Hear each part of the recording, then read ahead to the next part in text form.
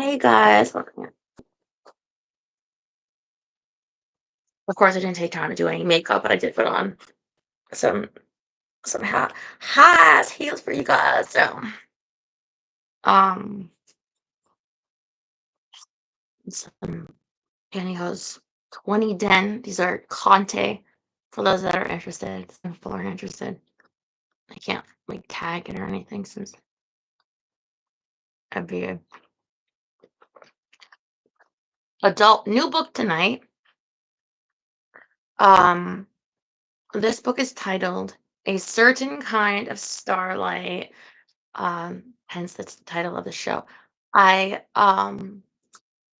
picked it up at the thrift merely because of the name, and often the cover must have got lost and torn it, bringing inside and stuff. But then what I'll do is I take the Google like image search, and it pulls up like, and if it has a high enough rating, then if and it's like cheap, I throw it in my cart. And I go through my books later, um, and narrow down like what feels right, right? So this book is what I know about it, which obviously I haven't read it. Um by a female author, Heather Weber. She wrote some other books too that have high praise from people that like these kind of sweet books. They call it magical realism because there's like a little hint of magic to it, I guess. But it's not really like sci-fi kind of thing. Um and it's I believe this is what I know. A little synopsis is just kind of um, woman that's from the South and left because she has a secret, or she was told a secret of somebody that was like her best friend on her deathbed that made her leave town. And now she's going back to where she's from in Alabama because her aunt is sick, who she cares about. That's about all I know. But because I know that it's Alabama, y'all know, like when we read Demon Copperhead, that I gotta pull out Southern accents. I'm not practiced with it, so I might be a little rusty, but I'm gonna be doing it in Southern accent. And also, I think the narrative goes back and forth um, between two sisters narrating it. So, hi, I see some new people in the chat. Um, one of them not speaking English at all, so I hope what you're saying is nice. Love you, Stella. Thank you. Um, I wish I could make it full. Oh, hi, John. Um, so I had my psychiatrist today who, um, I like lied to like, well, you know what's interesting? Because they asked the pre person before her. The psychiatrist lady is actually only a few minutes. She's like in and out. Like, um,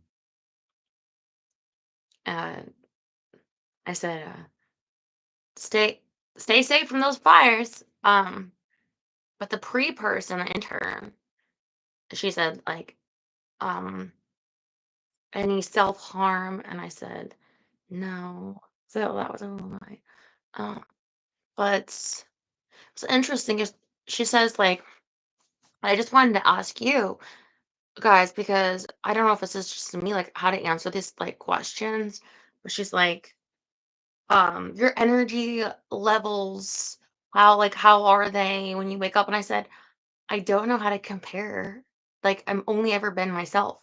Like, I've never been anybody else. So, um, to me, like, she's like, well, when you get up, do you think, like, I just stay in bed all day because I don't have the energy? And I said, that's not an option. I don't consider that an option. Like, I have to go to the post office. I have to take care of my dogs.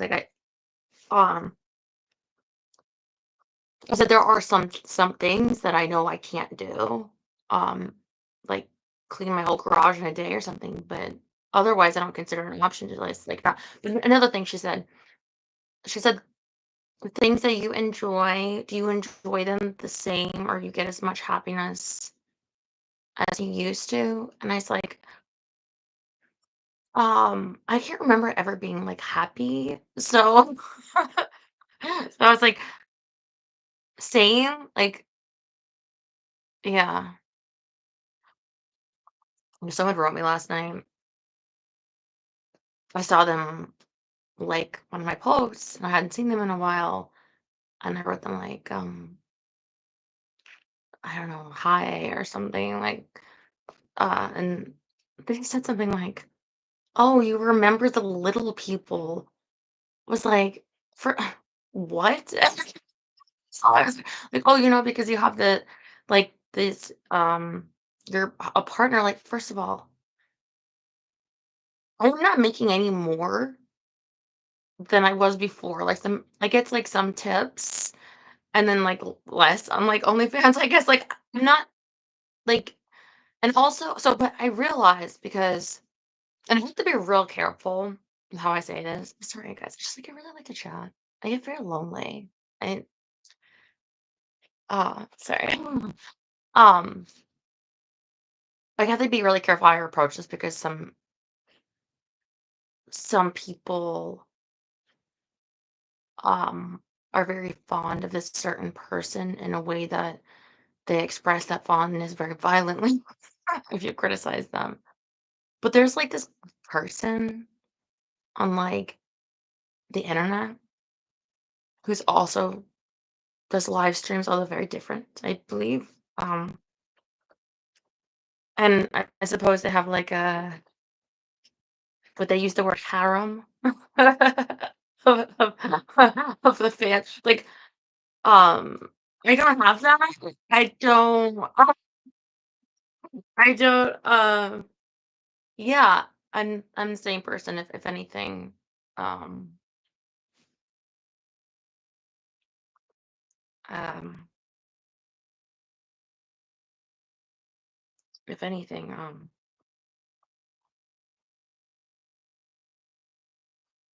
not only do I understand that I could lose this channel any minute, right? But I also have to go about it with the full understanding that if and when I do, or should I say when or if, a little more positive, um, that most people that are watching me or don't really care to follow me outside of it. Like, I have to, whereas before I could have the understanding, or I thought I did, that I was being supported. Like, um, so if anything, there's a sadness to it. There has to be a detachment, and I'm not one to not get attached. So I have to almost participate in my own hurt by getting attached to people, knowing that when or if I lose this one, they will not be joining me on my next channel by their own decision. So, that sucks. Anyway, um, yeah, my ego is, if anything, it's like quite lower. Like, I don't know why anyone would think it's not, but let's ha- let's have some fun. One thing that does give me that a little happiness, a little glimmer of joy. Succession, not Succession. Why do I keep saying that, Terry? Severance, maybe premiering tonight, episode 2 of season 2, because it's supposed to be tomorrow, although maybe late at night, like my time. It might premiere on Apple TV. And I just freaking love that show. Okay. Like, I'll spend like an unreasonable amount of time in the day thinking about Lumen and Cure and like what are their secrets. So I have that to look forward to. Okay, let's get it started. Okay.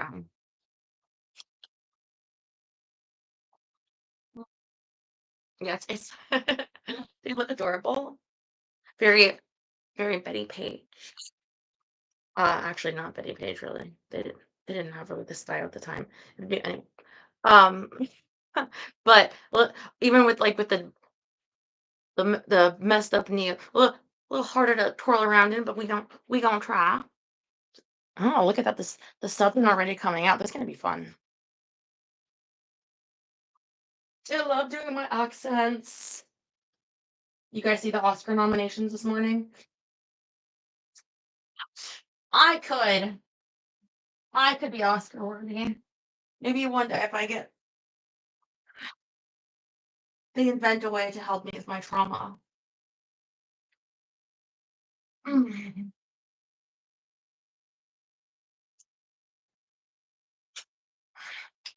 Pull you guys up.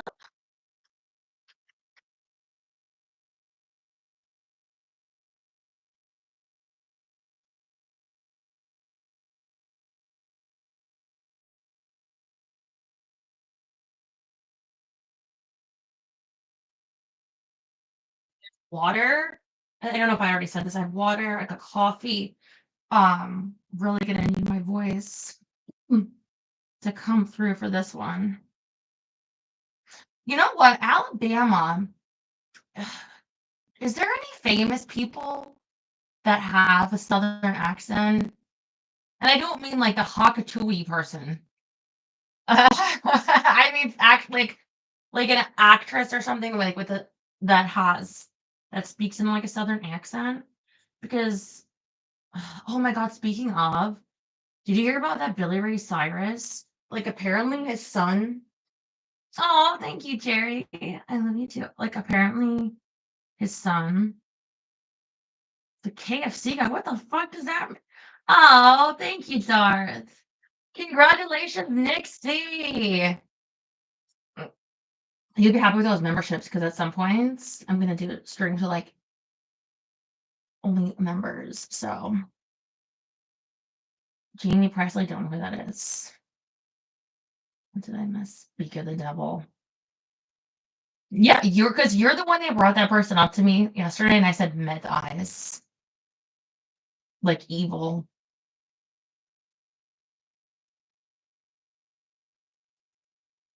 Was that Darth? No. What? What? No. Darth, he works. Oh, he's out there driving like you. Um, commenting between driving. Be nice. From my name's Earl. um,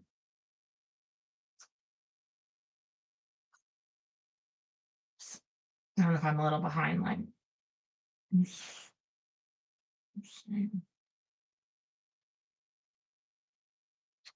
so anyway, I guess I'm gonna channel the KFC guy for this book. Colonel Sanders. I okay. First of all, I find I find this author totally unrelatable because she starts by saying, "This one is for my dad and his big patched up heart." And I never met my dad, so okay, 1, 2, 3, 4, 5, 6 other books before this. So if we like this book, oh wait, no, this one is the last listed. So 5 other books before this.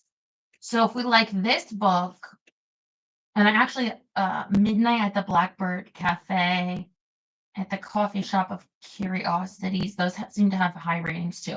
We might try another one. So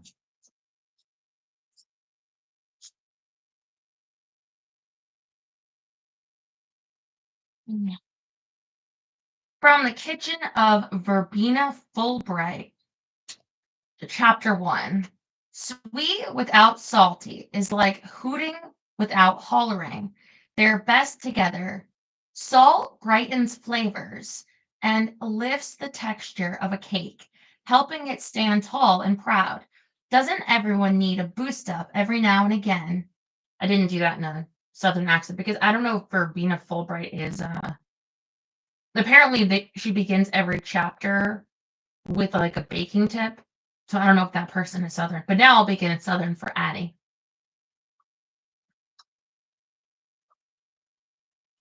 Rooted deep within a woman's complex DNA was the right to pick and choose the traditions and societal conventions she followed.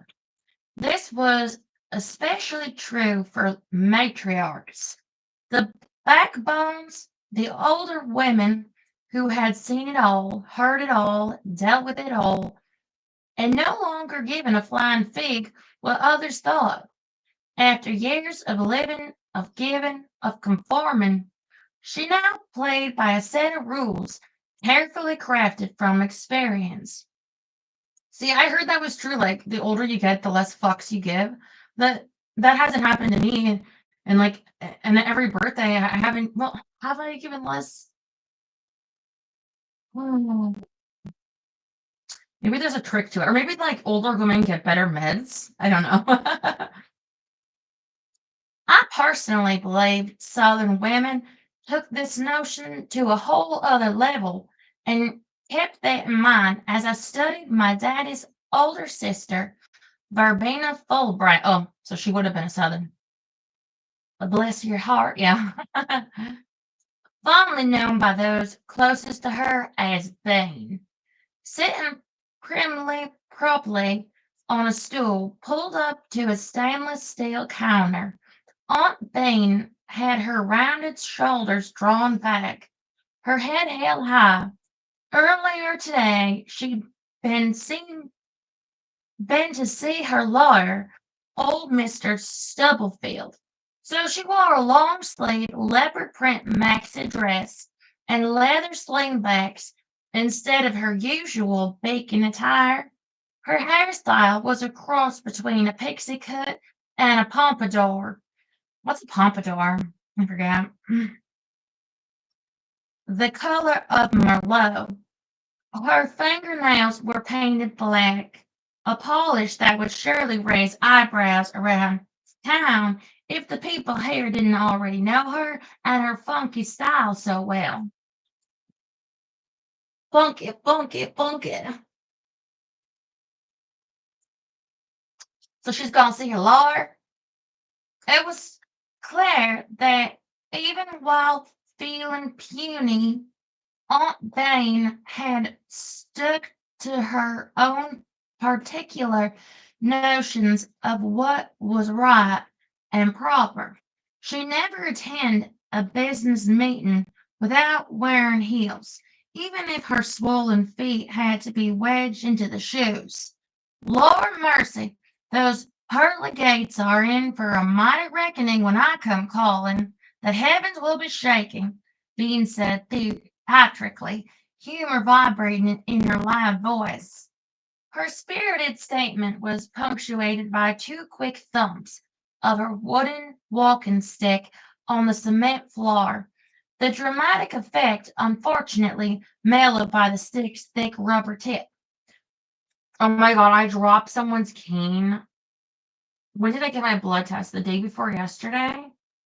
Like, literally was when I had to do the pee test and I came out of the bathroom and I guess they leaned against like the door kind of. And I felt so bad. I just like slamming it was I don't know if it was like metal.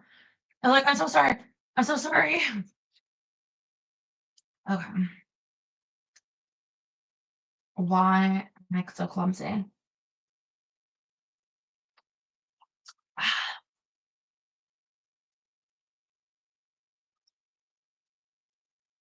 Quaking even, Delilah Nash Peebles said as she removed a cake pan from an oven and slid it onto a multi-level stainless steel cooling rack that was taller than she was. She glanced at me, the crow's feet at the corners of her eyes crinkling. We all know Bean won't be knocking politely. She'll thunder on in and try to take over running the place. Mid-January, sunshine poured in through the glass front door and tall windows of the converted big red barn on Aunt Bean's vast property. It was the temporary home of the Starling Cake Company, while the bakery's Market Street location underwent a massive renovation. I'd arrived a half hour ago and I had been feeling a sense of deja vu since because this space had previously housed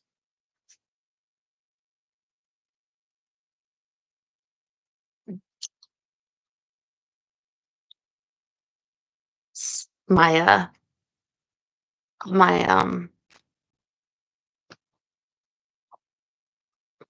do you see where my knee where I fell? But I was thinking, because my voice ain't that strong, if I could maybe take my microphone. So you're gonna have to let me know if I lose you. Because sometimes I move the microphone and it's like I can't hear you any longer. So like when I was deep throating it on Friday,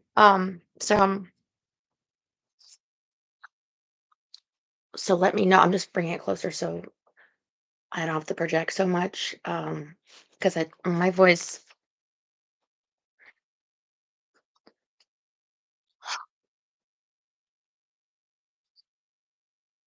my voice suffers from the effect of scream crying. Okay, taking your hair. Hello, can you still hear me? Mm, Well, maybe we got into this through all the stuff because Rex came in yesterday. What was here?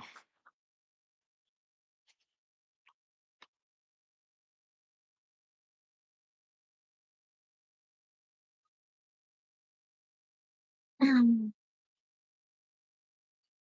Candles. Yeah, I want to make sure you hear the candles clanging extra loud. Sorry about that. Mm,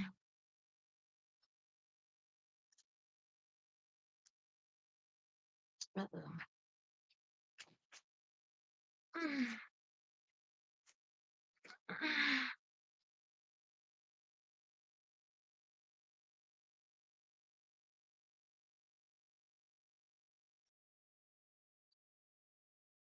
Sounds good. Thank you, Rat.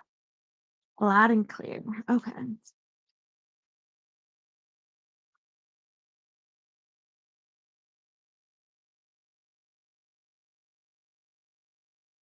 Mm, mm. Oh, thank you. I feel like I'm landing a plane. Mm.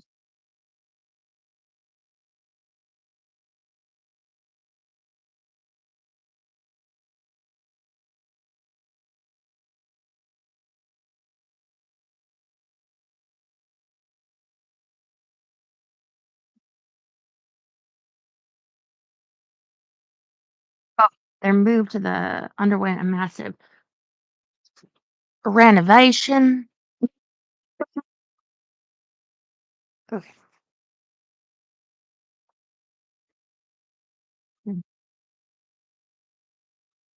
I arrived a half hour ago and had been feeling a sense of deja vu because this space had previously housed the bakery when it had been a home based business. The air was once again scented with Aunt Bean's homemade vanilla extract, along with a hint of chocolate and coffee. Where's my coffee? From the mocha cakes currently baking, and everything looked the same as it used to when I was little and practically glued to her apron strings.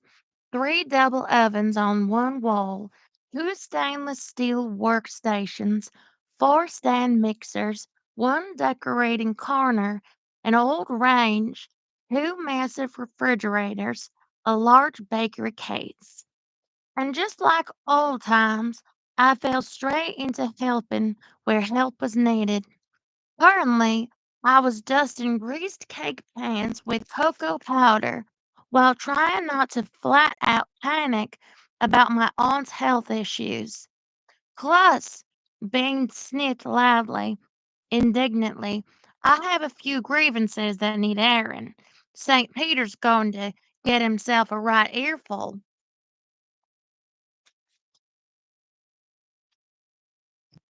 Ooh,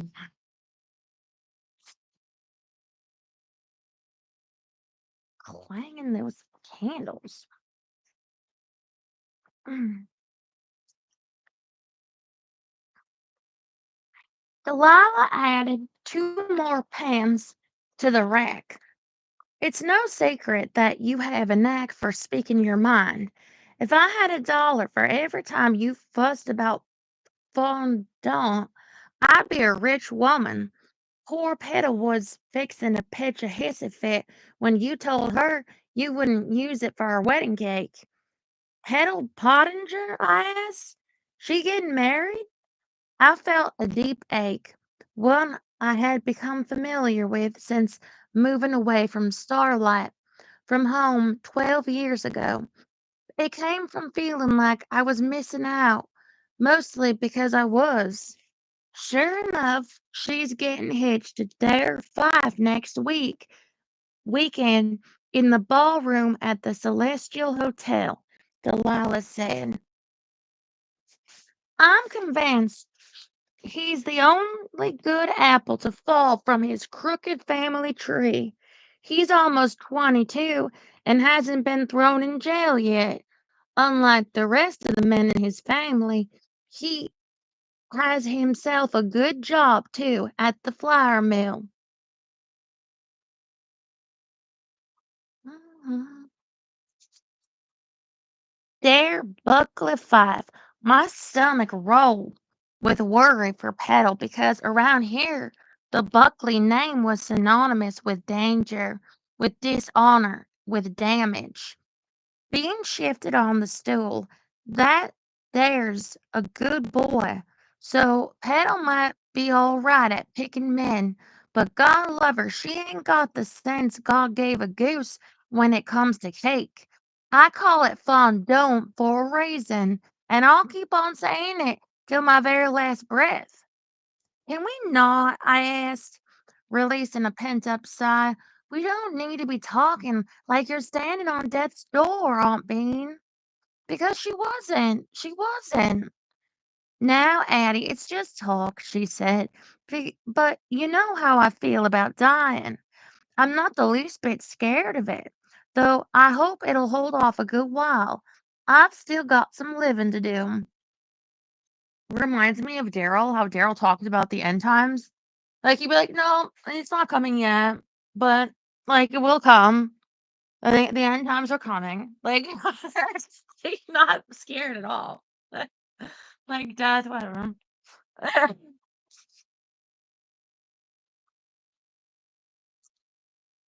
Mm.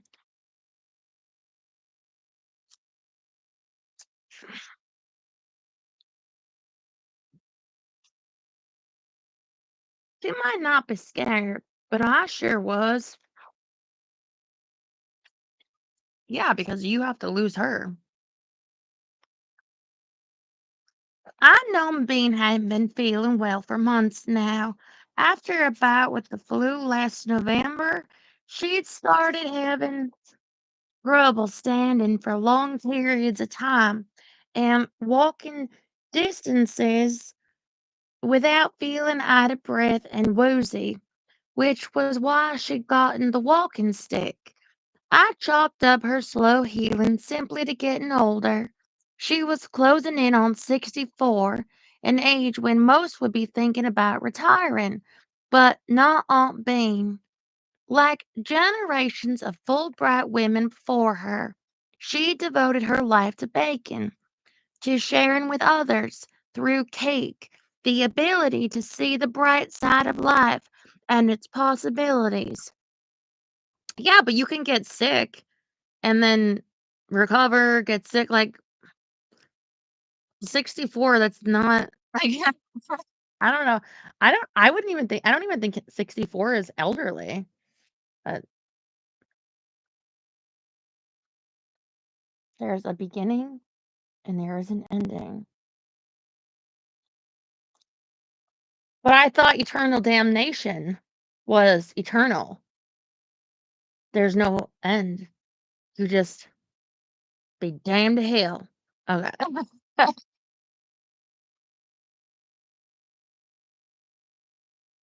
For the bakery's customer wait, hold on.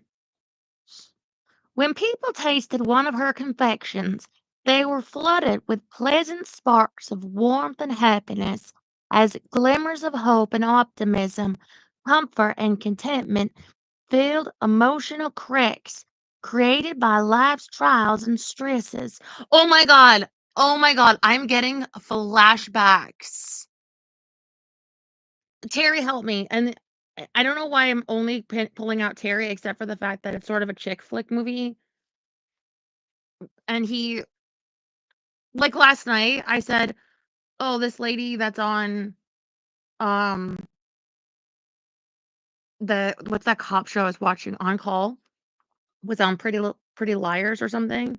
And I've never seen an episode, but like I bet that he has.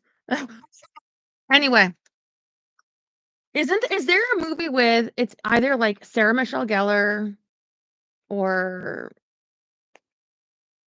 another 3 who else has 3 names? Jennifer Love Hewitt, or maybe there's multiple movies where she, like, bakes, but she's also, like, magic.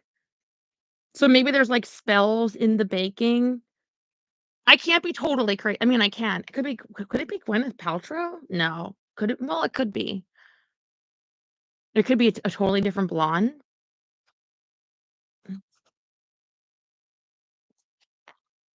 You don't know. See, now I'm down the rabbit hole. Okay. Why doesn't Sarah Michelle Gellar act anymore? I mean, maybe she does, I'm just not anything I'm aware of. Maybe she's tired of it because she's been doing it since she was 8. Simply irresistible! After her mother's death, mediocre chef Amanda Shelton, Sarah Michelle Gellar, is having trouble attracting customers to her family's restaurant. While shopping for ingredients, she is given a magical crab by mysterious Gene O'Reilly. Afterward, Amanda's dishes suddenly become excellent, inducing strong emotional reactions in everyone who eats them. I don't know why I imagined it as cake. Am I thinking chocolat? Tom Bartlett, who is preparing to open his own eatery, tries her cooking and falls in love. Wait, why does this only have 5.2 out of 10 on IMDb? 16% Rotten Tomatoes. I remember as a child thinking, this is the greatest movie ever. I don't know. But I was close, right? Like magic and the baking. The Grudge? What? Like the plot to The Grudge? What? Hey, it's this is The Grudge, like I forget what The Grudge is about, actually. Like, she's just haunted by some ghost of some kind, right? Anyway.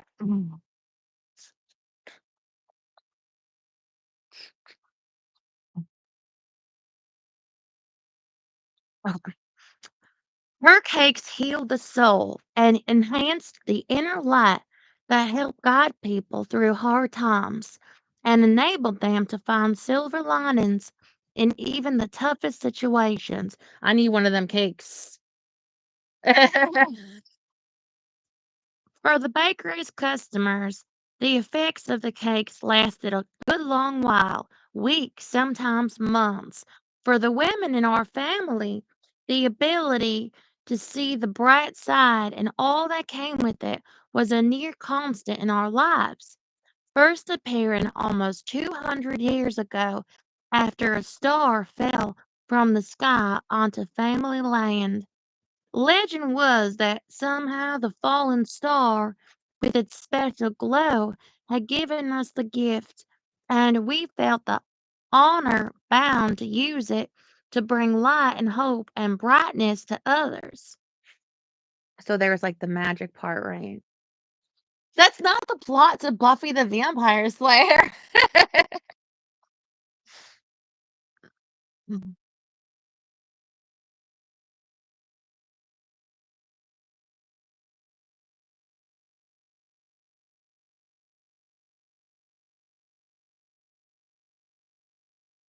But beyond the glamours, our bright sides also included the ability to see the good in a person, something that was revealed when we looked deeply into someone's eyes.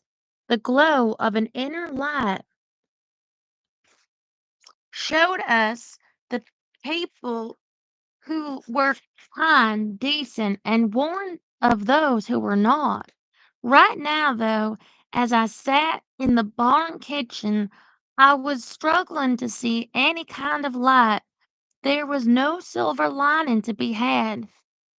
When Bean had called this morning, telling me to get myself immediately back to Starlight for an emergency family meeting about her future plans, I felt an ominous chill that couldn't possibly be related to retirement. A dark cloud descended. Gloom followed me as I made the hour and 45-minute trip southeast from my apartment in Birmingham to the property that had been in our family for generations. The cloud had lifted only slightly when I found Aunt Bean waiting to welcome me with open arms. Like always, immediately I noticed the physical changes in her. She'd puffed up a bit since I'd last seen her at Christmas time, swelling, edema. Then she told me that edema is like comes from being overweight or it's like a skin condition because there are creams for that. She told me she'd been to see a cardiologist in Montgomery earlier this week and he'd run a test that was worrisome. I didn't know how to process the information. Not the shock of it, and certainly not the sprightly tone Bean and Delilah were using in talking about her possible death. Of all things, I lifted a cake pan. You have to joke about the hard things, or else you die. You have to. Death, even. I lifted a cake pan, holding it carefully as I turned it this way and that, coating the surface in cocoa powder. While I tried to think of something to say, anything, but all the questions, all the love I had for my beloved aunt were tangled up in a painful lump in my throat.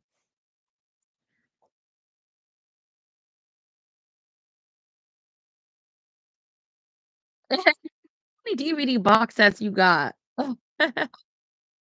You know what though? What's amazing is when you look back now, like that guy. Did you know that guy from? Uh, well, now I can't remember the show, but I can remember the guy. Edema, too much fluid in the tissue. Ah, that's interesting. Pedro Pascal was on an episode of Buffy. So it's like you have more than 500. You know what though? That's really good. If there's ever an apocalypse, you will be entertained. But if I survive the apocalypse, I'll be on every night still. So you'll have me in your DVD collection, which is nice.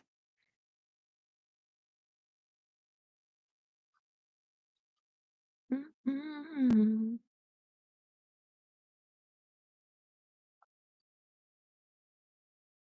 Remember that horrible song, Hey There, Delilah? I fucking hated that song. If they play that song and I'm in a store, I'd be like, "Turn that fucking shit off." I'm sorry, that was very random, but that's how I feel. "Hey there, Delilah," and I'm like and I, like, grab something from a store shelf and throw it, like, "You turn this shit off!" Well,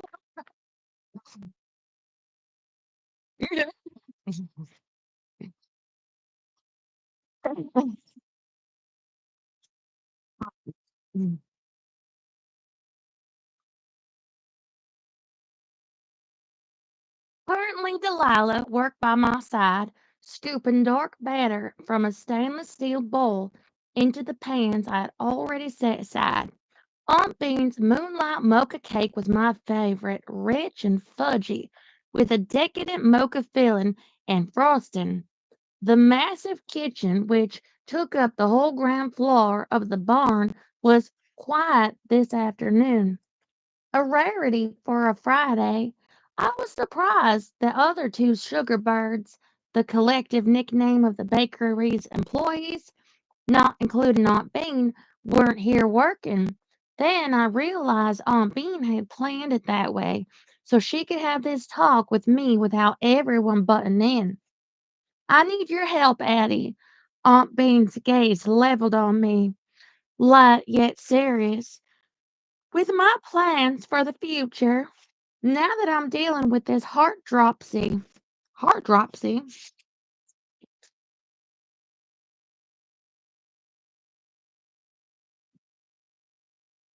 imagine writing that horrible song, then never having to work a real job again.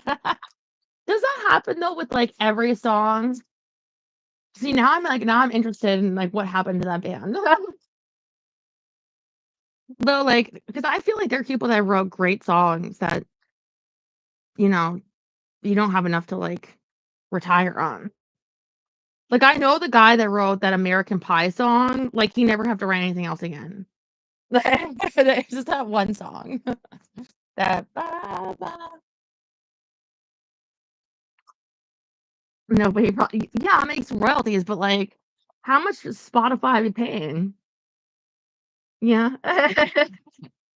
Drake did a remix, of course.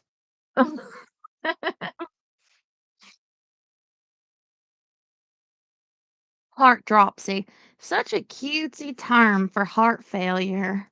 It's what the preliminary test suggested.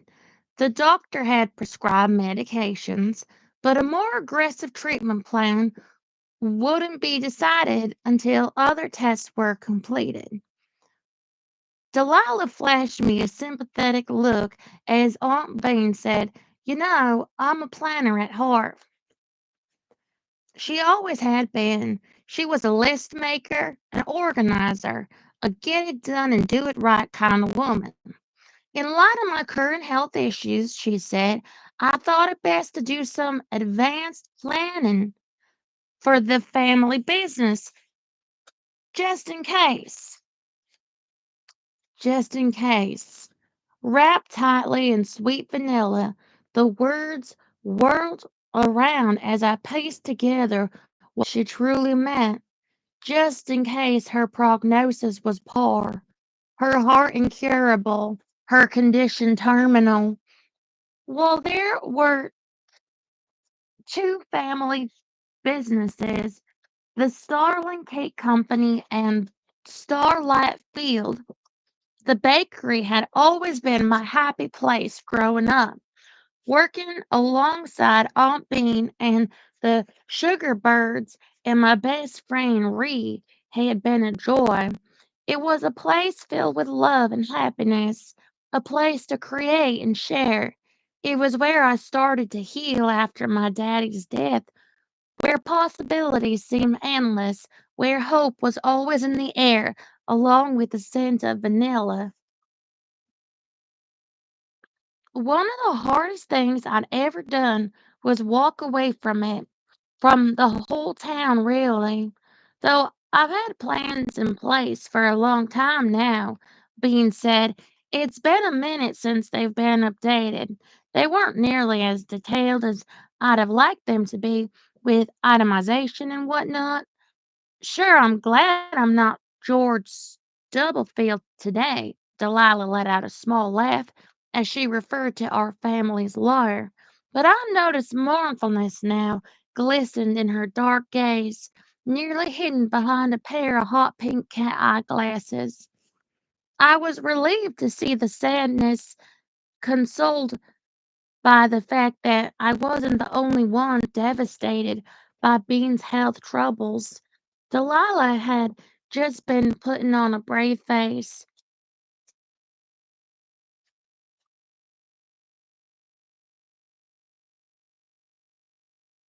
Okay, so they reminds me of the scene from the last episode of Succession. I'm sorry, not Succession. What's wrong with me? Severance, where like the characters were offered a chance to be like basically on Severance, like the people that go through a severance procedure. Not everyone, but the ones I'm talking about. And so that while they're in that, they're working, the severed part is working, but the outie they call it isn't. So the severed is like their own kind of, well, it's actually that's part of the mystery, but they're like their own person. Anyway, so they get given the opportunity to be basically to be let out, but they die. Like they're not going to. They only exist in the office. So, well, not entirely. Anyway, the scene is this guy's like, I'm gonna go. Like I'm gonna take it and not be here anymore. And then the other guy's office mate's like, no, you can't do that. You can't. Like, and you see the connection where it's like he realizes not just him, like that the one that wants to leave that would be affected, that it's the people that stay too, you know, that would miss him, that you don't exist just for yourself, but for other people. So it's like you're not the only one affected by you having these health problems. Yeah. I suspected Aunt Bean was doing the same. There was no way, none at all, that she was taking this situation lightly. Aunt Bean was simply trying to find a light in this darkness, something that comes as naturally to her as breathing. But sometimes there was no bright side to life's most painful moments. I knew that better than most anyone. Hush now. Aunt Bean waved her off. There are still directives that need to be fine tuned. But for now, I'm satisfied with the progress. Plans, directives. She was talking about her will. Oh, Lordy. Delilah filled another cake pan. Her silvery black hair sat atop her head in a braided crown, and there was a smudge of flour on her dark nose. No doubt there are spreadsheets. Aunt Bean said, of course there are spreadsheets. She rested her hands atop the walking stick. On her wrist was a simple gold watch that had a tiny blue sapphire set into its base. It was a throwback to another time, with its narrow shape and crown and needed winding every day. Some of the links were shinier than others, recent additions, I realized, most likely to accommodate the swelling. Trying to distract myself, I grabbed another stack of pans to grease and flour.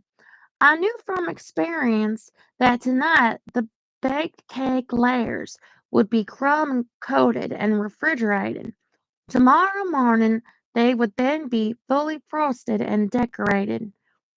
The takeout window would open at 10 a.m., and because the cakes were sold first come, first served, without a doubt, by 9:30 there would be a line of cars flowing down the driveway and along the country road, hazard lights flashing as people patiently waited for a taste of magic to heal their souls. That sounds oddly like drug dealing. Like, it sounds like a little bit illegal to use magic to, like, lure people to buy your baked goods. It's like what people say is wrong with McDonald's. It's like, you are addicting people. Everybody needs to be on that Zempix because they be eating too much cake. because you're putting soul healing properties in it.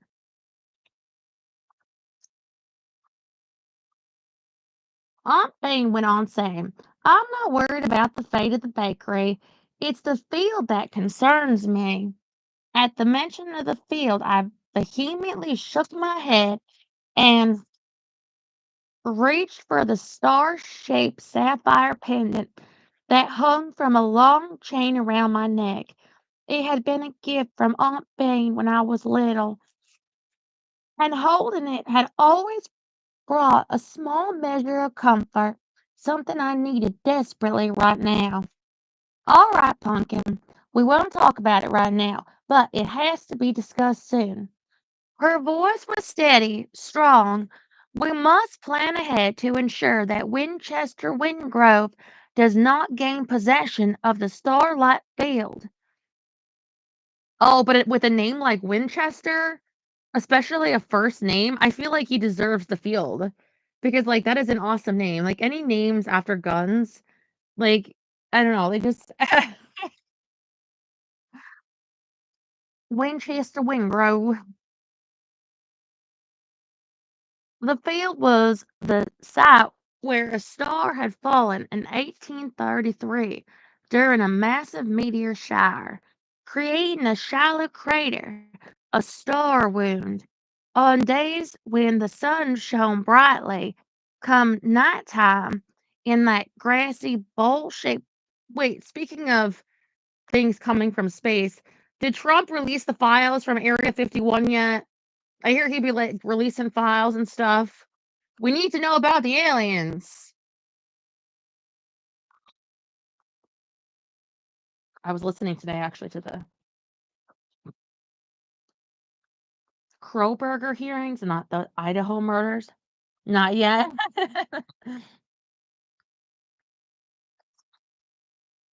People that are into like gemstones. There are meteorites you can buy, but they're expensive, like pieces of meteors. People wear them. They got them space properties.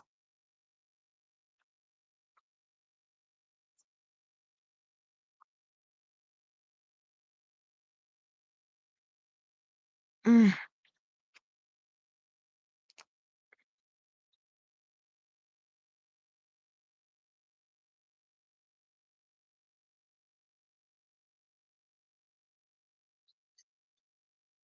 Field was the site where the star had fallen in 1833 during a massive meteor shower, creating a hollow crater, a star wound. On days the sun shone brightly, come nighttime, in that grassy bowl shaped field glowed a certain kind of starlight. Ah, the name of the book. It rose from the ground, a shimmery curtain of blue and yellow and silver and green that danced across the earth like aurora. In that magical light, those in need of guidance received the gift of clarity. Winchester, the greedy, self serving money grubber, will do everything in his power to get his hands on that field. Bane's walking stick once again banged the floor.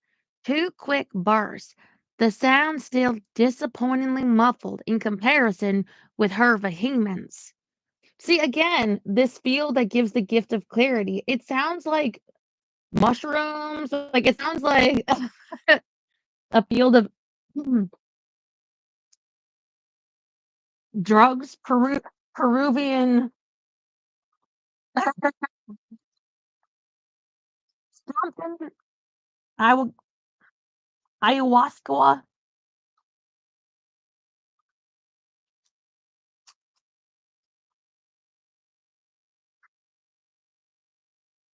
I need the gift of clarity. I tell you what. Okay, so we don't want Winchester to get the field. Bane's walking stick once again banged the floor. Two quick bursts. The sound still disappointingly muffled in comparison with her vehemence, particularly since Constance Jane has passed on. God bless her soul. She was the only thing keeping him in line for so long.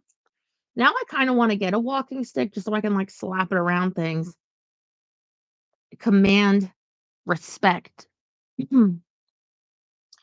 Winchester's wife, Constance Jane Cobb Wingrove, had been able to keep him in line because, as one of the heirs to the Cobb steel fortune, she controlled the family purse strings.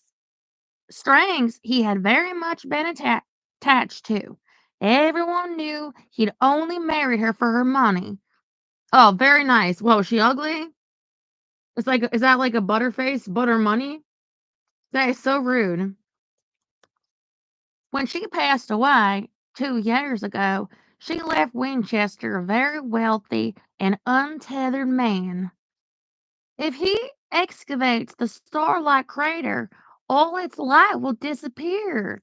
Aunt Bean shook her head as if she could not conceive of that level of stupidity. We cannot let that happen.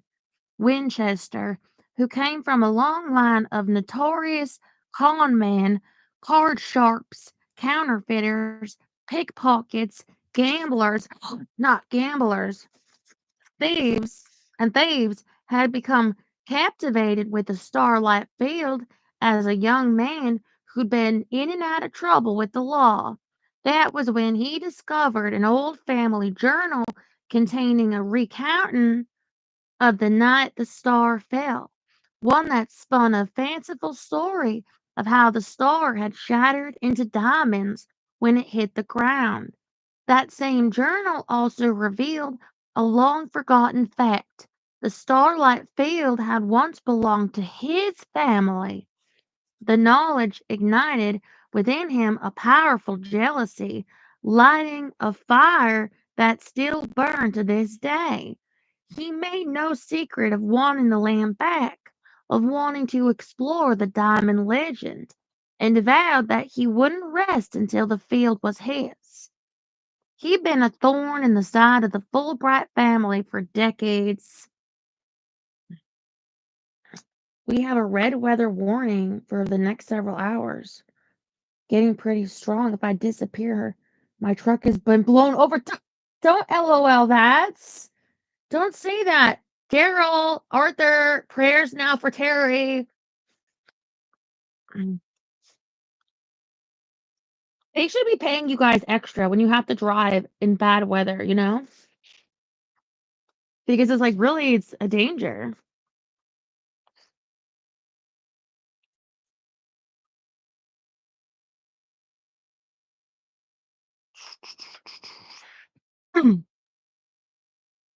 um Bean rubbed the face of her watch, her gaze steady on me. The issue at hand, as you might have surmised, is Tessa Jane. I dug my nails into my palms. Tessa Jane was Winchester's only granddaughter, and also, thanks to an extramarital relationship the family didn't like to talk about, Aunt Bean's niece. For a while, Tessa Jane and her mother, Henrietta, had lived with Constance Jane in Winchester here in Starlight, but when Tessa Jane was 11, her mama, for reasons unknown, had packed up their Cadillac and moved them 6 hours away to Savannah, Georgia. It was a move that had confused many around here, considering how close Henrietta was with her mama. But for me, I'd felt nothing but relief that they were gone. Aunt Bean was worried now because half the Starlight Field belonged to Tessa Jane. It was currently being held in trust but would be released at the end of February on her 25th birthday. I hardly imagine Tessa Jane would disregard your recommendations, Aunt Bean, I said carefully, trying to keep my own feelings for Tessa Jane out of my voice. She adores you, and she loves the field. Once she was all of 9 or 10, Tessa Jane had insisted Aunt Bean buy all the single bananas at Friddle's General Store instead of a complete bunch because she hadn't wanted the single bananas to be lonely. That was the kind of person she was. She'd always been a soft, gentle soul, in a world full of sharp, hurtful edges. Well, she sounds kind of stupid though. At that point, are you going to worry about eating the bananas? I'll go to town on a banana right now. I don't care. I don't give a fuck.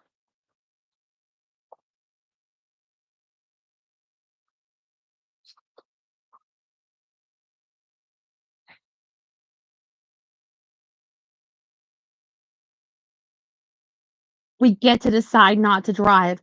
Oh, yeah, and I'm sure that they treat you real nice about it too. And I'm sure like they won't do any um passive aggressive treatment about that. Mhm.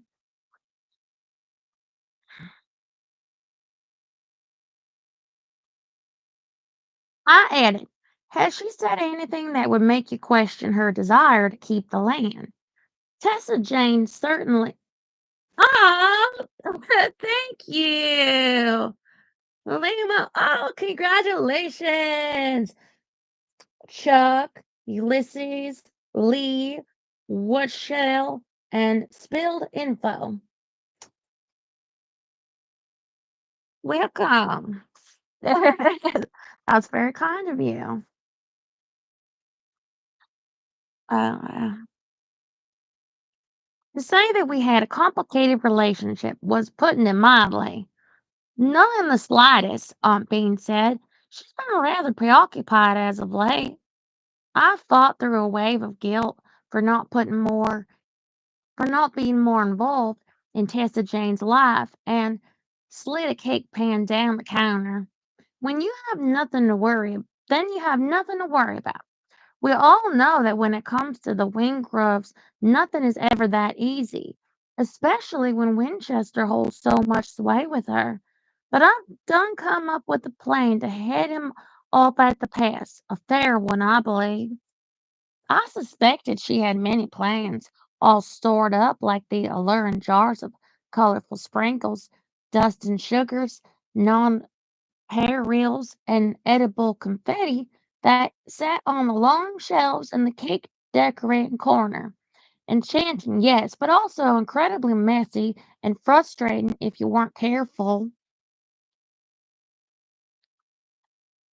Mm. Aunt Bean said, but my plan is complex, which is why I need your help. Delilah snorted. Her plan has more layers than an apple snack cake. Aunt Bean threw her dear friend a droll look, then, in a supremely measured tone that set off high-pitched alarm bells in my head, said, it must be completed in stages. In order to help me with those stages, Addie, you'll need to move back to Starlight for a spell. My hand froze, and cocoa powder drifted like dark snow onto the cement floor. Move back? Emotionally, it had been hard enough visiting Aunt Bean and the sugar birds. Every few months, I'd arrive like a whirlwind to catch up with everyone, indulge in the local gossip, visit the shops, and soak up all the love and affection I could, tucking it away for the lonely days ahead. But I never stayed longer than a day or two, and each time I left, it was with tears in my eyes and wishes that I could stay. Even thinking about moving back. Wait, doesn't she live like an hour away? Aw, thank you, Jerry. She's just talking like she lives in China. Like you have to move back. Like literally, like there are people that commute longer than an hour and a half to go to work every day.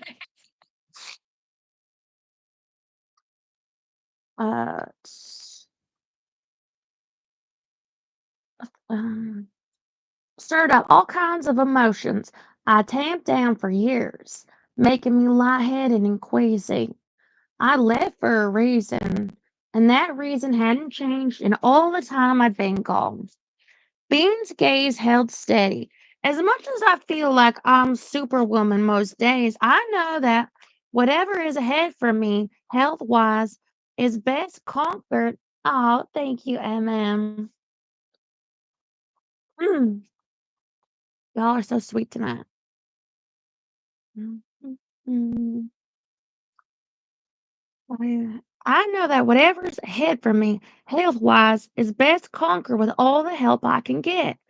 I'm going to need extra assistance with the bakery, plus rides to and from doctor's appointments and such. Knots formed in my stomach as a long kept secret perched on my lips. I clamped my mouth shut to keep from speaking. I couldn't blow it now after all this time.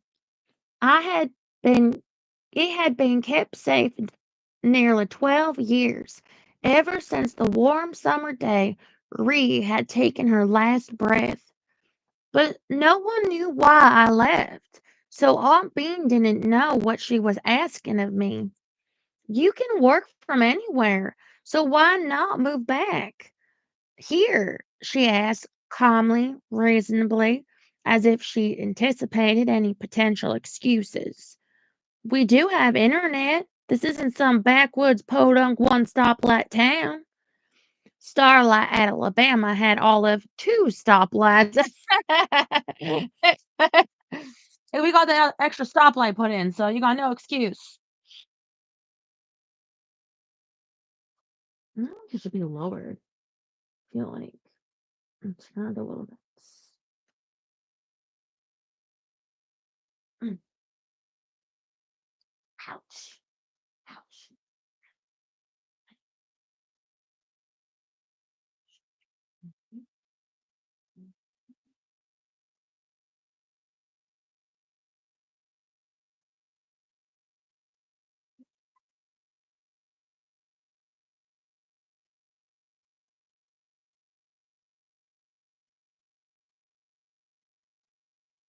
Two stoplights.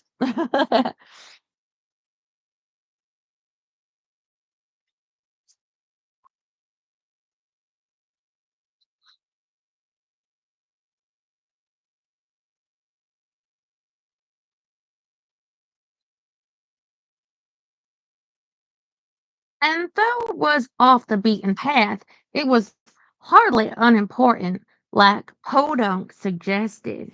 Tourism was the main industry of this town, drawing crowds from all over the world.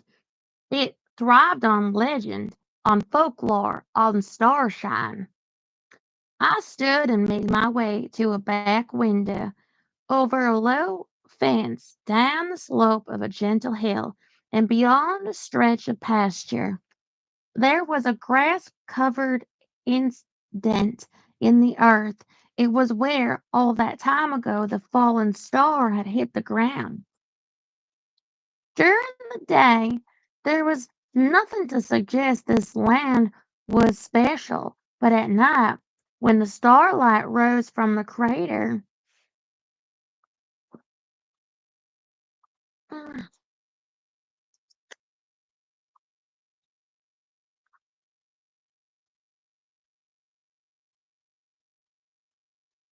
swirling and twirling, there was no denying it was pure magic.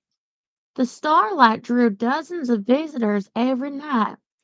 But I don't think stars fall. Like meteors fall because meteors are just like space trash, right? But like stars, well, I don't totally know what a star is, but isn't it something that died like a billion years ago that you see the light reflected on? Mm, confusion. It's literally my name. I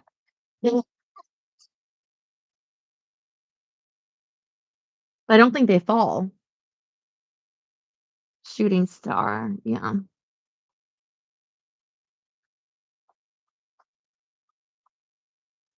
Okay, but the sun doesn't fall.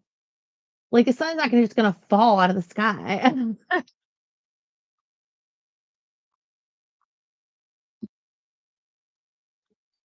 It was still bright enough to be a guiding light to provide clarity to those in need. But I didn't need the starlight to know what I wanted. I already knew. I long to come home for a good while now. Yet, how could I possibly keep quiet if I moved back? I couldn't keep a secret to save my life, which was why I'd left in the first place. It had been the only way to safeguard what had been shared with me, information that would destroy the lives of people I cared for, people I loved. Oh, that's a wonderful thought. It implodes.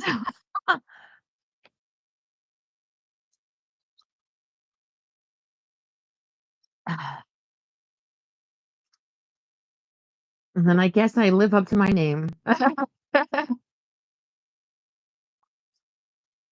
With an ache in my chest, I looked upward and saw a flock of silvery starlings flying toward the farmhouse. Usually the birds stayed in the trees that bordered the starlight field, but in times of trouble they flew nearer, as a reminder that they were always keeping watchful eyes over the family. I wasn't surprised to see them now, considering Bean's health worries and her current request. Oh, is that all? Only 4.5 billion years?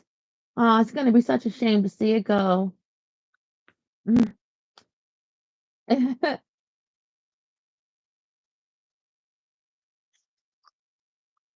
You can set up a sound studio in the storage room upstairs or here, Bean said, oozing practicality, in a closet in the farmhouse. She was right. I was a voice actor. I owned all the equipment I needed and often worked out of a converted closet in my apartment. But moving here would mean taking time off in order to get a studio set up and ready to record. It would be a headache, but doable. It's not forever, Aunt Bean added, her tone light in a desperate attempt to brighten the darkness. The meaning hiding behind "it's not forever" tore open my heart and made me suddenly wonder if she knew more about her condition than she was letting on. I turned away from the window and glanced at Delilah, looking for confirmation that Aunt Bean was sicker than she told me.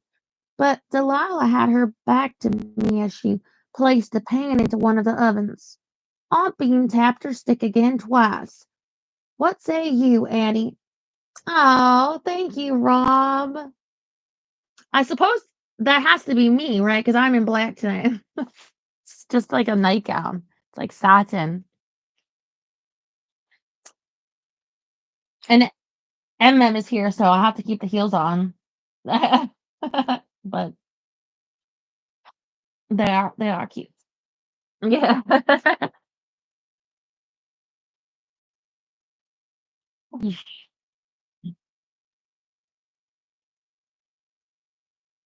Oof. Scientists tries to figure out if there's other worlds forming around each star. Why not Elon Musk get on in one of his spaceships and go find out?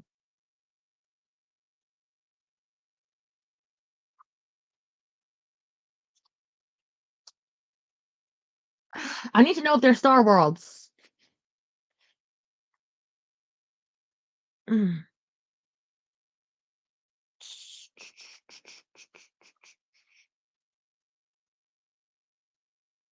I took deep, even breaths, trying to fight the surge of panic, threatening to swallow me whole. My gaze fell on the cake pans lined up on the shelves. It lingered on jars of rainbow sprinkles. I studied the bottles of vanilla extract that Bean had made herself, focusing on the long, dark vanilla beans soaking in bourbon. Then my gaze soaking in bourbon. Now I know why they're lining up and the cakes give them joy. What do you put that marijuana in the cakes too? Distance and time. What?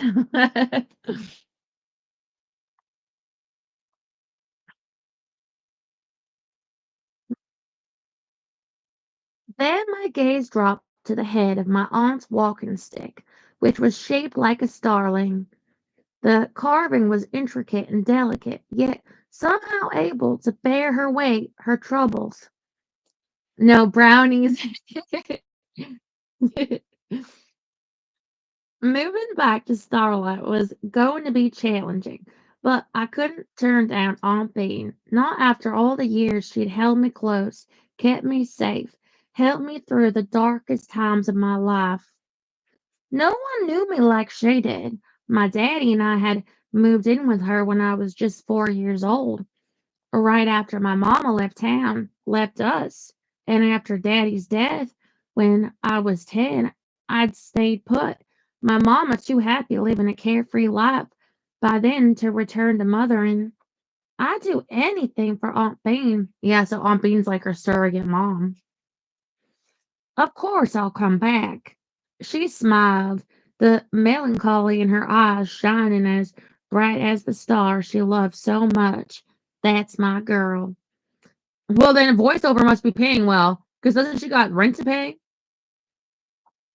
Outside, car tires crunched on the chipped slate driveway, and I hoped it was another sugar bird arriving to assist with the massive workload still to complete.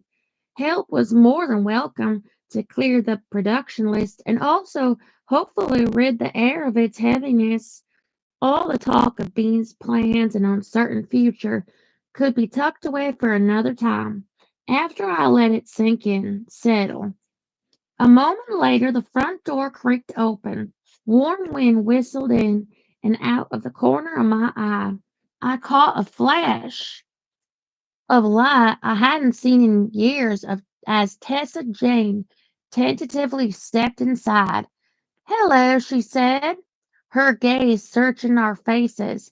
"I'm not too early for the family meeting, am I?"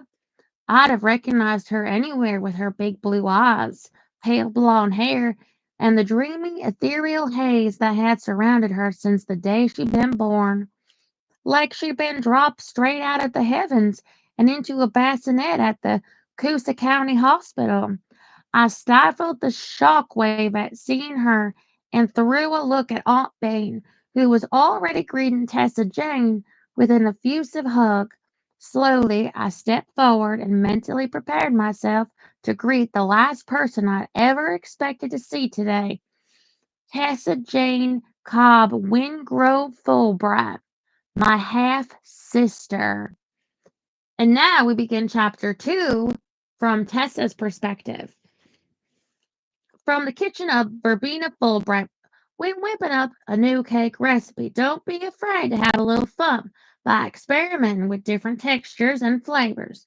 Sure, the recipe might not work out, but by taking a chance, you might could find that special something you've been looking for all along.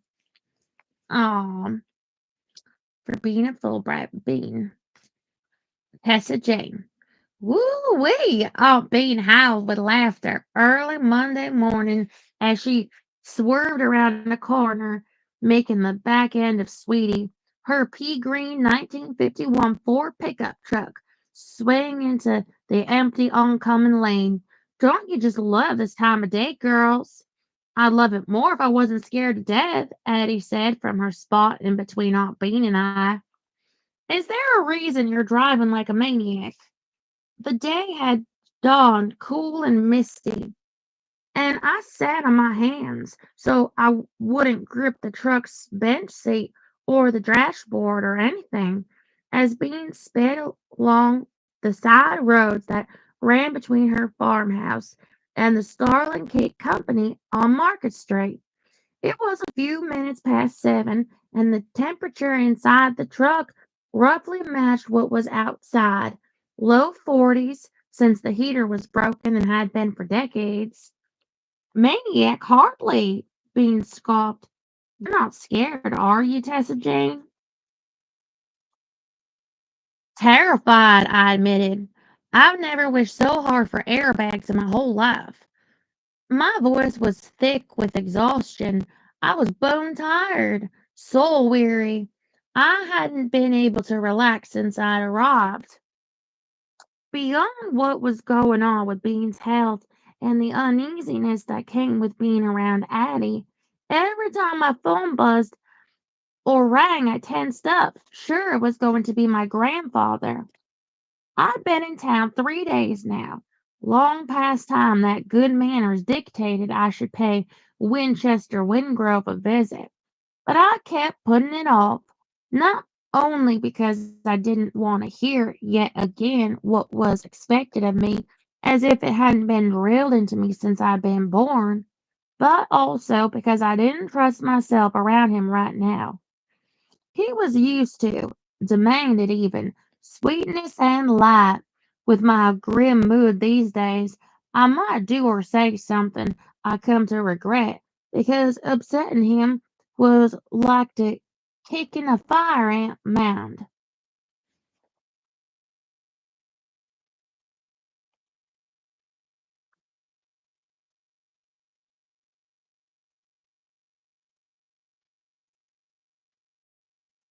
was gonna say something, and then I read Love the Book, and I'm like, this is black. What are you talking about? Adjust your lighting. Oh, the hairball. Oh, yeah. You have better eyesight than I do. I take it all back. What was I? Oh, in the South, is it still customary to get married very young? Because maybe her grandfather's like, "Why are you married yet?" I mean, I know how old she is, but I feel like by the time you're 15, you're like, "You're an old maid. Why aren't you married yet with kids? You had your quinceanera." The truck's gears creaked and groaned as Bean yanked the shifter. Lordy, when was the last time you girls had a little fun? Addie and I glanced at each other, then quickly looked away, neither of us saying anything. I honestly couldn't remember. Fun hadn't been a word in my vocabulary for a long while now. Bean shook her head and hissed at our silence. Oh dear, we'll work on that. Can we work on it while driving the speed limit? Addie pleaded. Aunt Bean laughed, but she did slow a bit. I'm just so dang tickled you're both here. Gavin would be too. Oh, how he loved you girls. Gavin, my and Addie's father. He died when I was only 5.5 years old, and I hated that I never really had a chance to get to know him. I tamped down a surge of grief and focused on watching water droplets slide down the windshield. Are you sure you can't get more time off, Tessa Jane?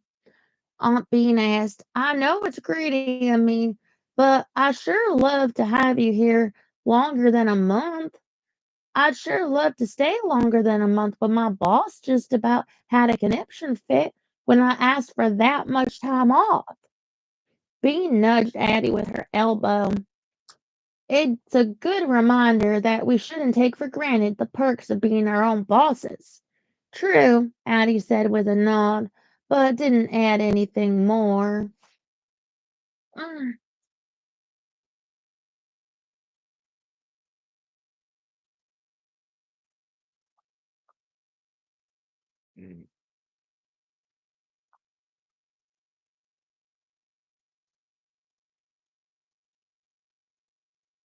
Are you your own boss if you do voiceover?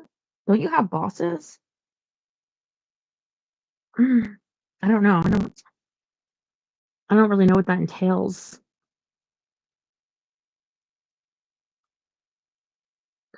True, Addie said with a nod, but didn't add anything more. She sat still as a statue, her knees pushed together. Her right elbow was tucked in close to her side, as if not wanting a single centimeter of her body to accidentally touch mine. I don't think she noticed the quick frown that flashed across Bean's face before she tucked it out of sight.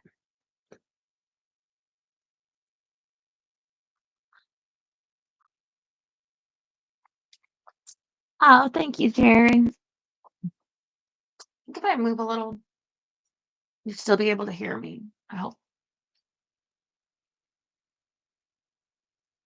I'm tempted to take my shoes off and then play with my nylons by the by the microphone. Go ahead.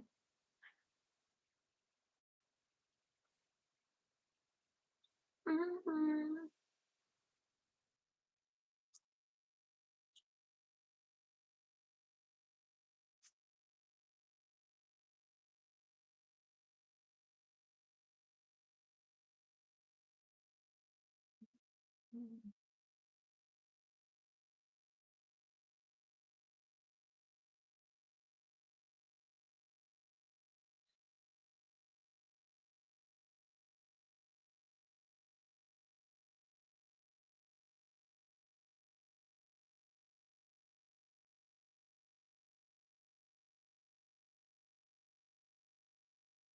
Oh, what did I do? How did I get rid of you?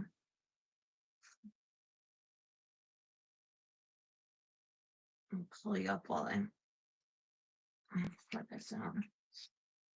Uh,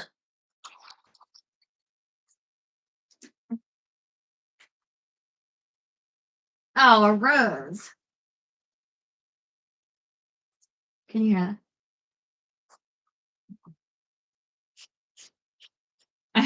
I forget where the mic is. Can you see it?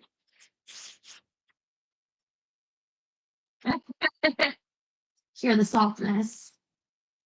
Hear the softness. Okay.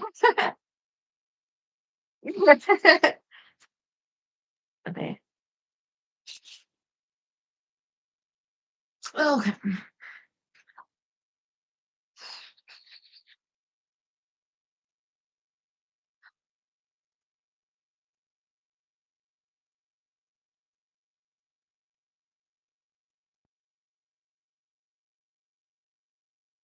Thane had been trying all morning to get Addie to talk to me more. Had been trying all my life, really.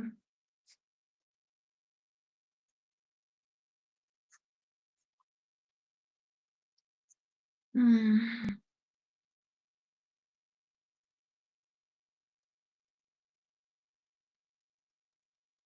To be contrary, I wiggled a tiny bit closer to Addie, letting my arm rest against hers. To my surprise, she didn't even flinch, like she used to do when we were girls and I wandered too close. Her chestnut hair was pulled up and coiled into a neat bun, not a flyaway to be seen. She wore hardly any makeup, just mascara and a tinted lip balm. Her hands were clasped tightly in her lap, her nails short, tidy, and unpolished.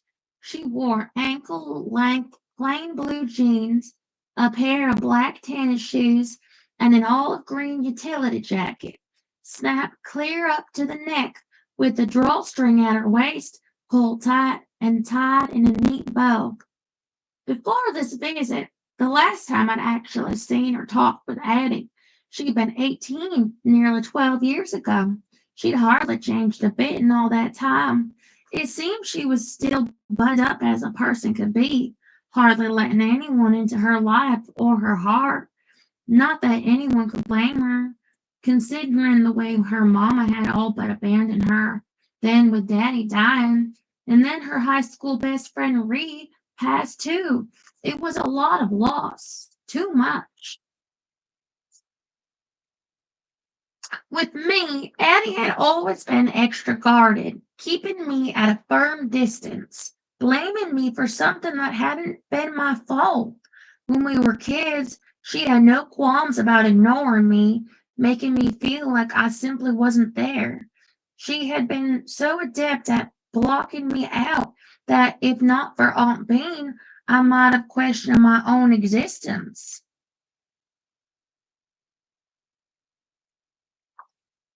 Hmm.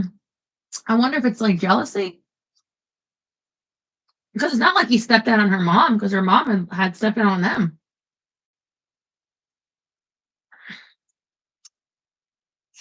Oh, thank you, Malimo.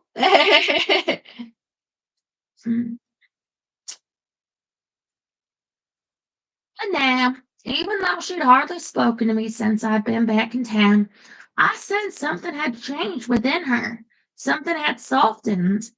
I didn't know what to make of that at all. Crackly country music filled all the empty spaces of the truck's cab as Aunt Bean took a hard lift. The force of the turn plastered me against the door, and I searched high and low for a bright side to Bean's terrifying driving, seeing glimmers of hope and light in a dark situation. That, oh, thank you, Terry. Let's celebrate their fifth super chat on a live stream. Thank you. Celebrate. Mm. Oh, mm.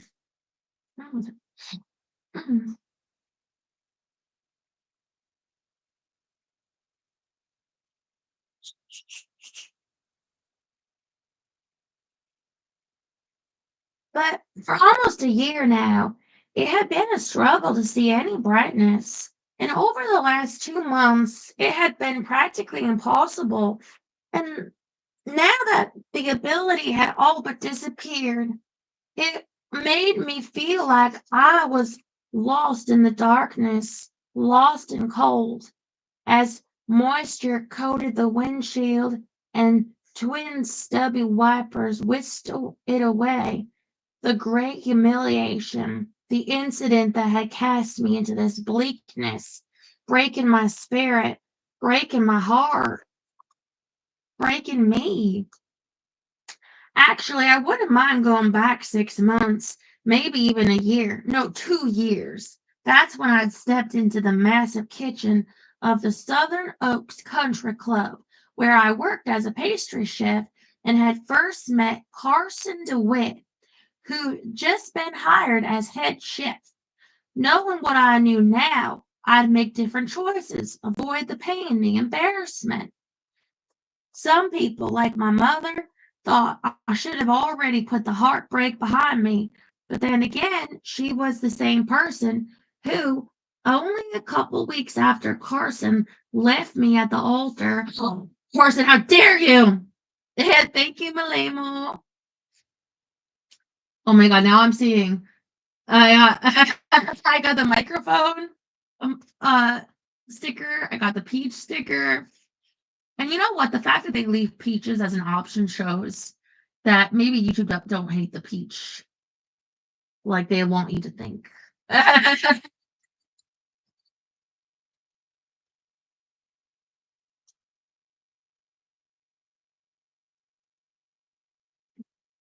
Left her at the altar.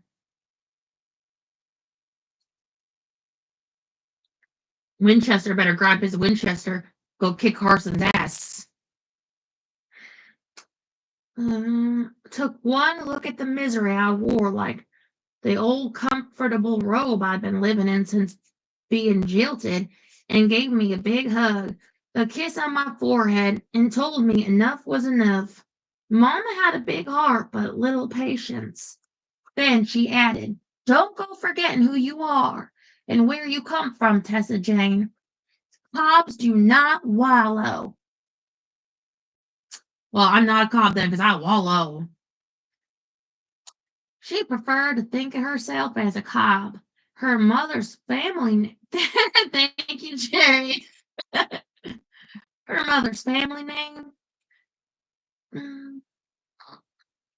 Rather than a Wingrove. In fact, she'd rather be seen eye to eye, especially when it came to my grandmother, whom I'd always called Gigi. Mama had adored Gigi. Granddaddy seemingly had not. They had their own bedrooms in different wings of their enormous house and barely spoke to each other.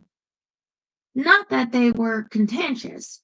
They hadn't been. It was simply as though they'd led separate lives while living under the same roof for 40 some years. Maybe she was a lesbian. What is that pie?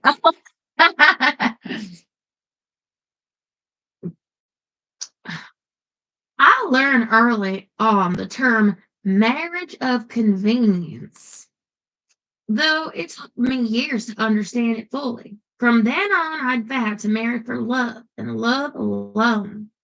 My throat burned with regret as I pictured Carson down on one knee, asking me to marry him. I gave myself a good mental shake to clear the image, wishing it was as easy to get rid of the memories, wishing I could change the past. If you need inspiration to move on, Mama had said to me back in November, just remember all the people who have it worse than you. She knew firsthand the many ways in which others had it worse than me.